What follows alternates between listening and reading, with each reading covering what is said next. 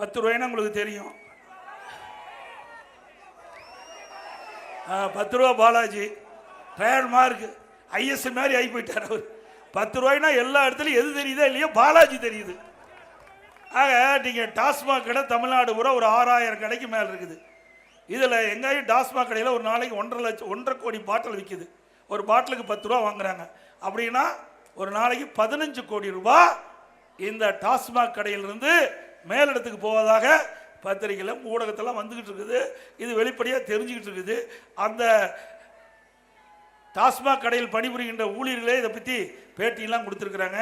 மாதத்துக்கு ஒரு நாளைக்கு 15 கோடினா மாதத்துக்கு 450 கோடி, வருஷத்துக்கு 5400 கோடி இதில் மட்டும் கொள்ளையடிக்கிறாங்க, வெறும் 10 ரூபாயில். அப்புறம் மற்ற டிபார்ட்மெண்ட்லாம் பாருங்கள் எவ்வளோ கொள்ளையடிச்சிருப்பாங்கன்னு. இன்றைக்கு கூட உச்சநீதிமன்றத்தில் வழக்கு நடந்துக்கிட்டு இருக்குது. இந்த பாலாஜி மீது வழக்கு நடந்துக்கிட்டு இருக்குது. ஆக இப்படிப்பட்ட அமைச்சர்கள் இருக்கின்ற இந்த அரசு தேவையா? பிளே ஸ்டோர் மற்றும் ஆப் ஸ்டோரில் இருந்து பாலிமர் செயலியை QR கோடு மூலம் பதிவிறக்கம் செய்யுங்கள். செய்திகளை உடனுக்குடன் பெறுங்கள்.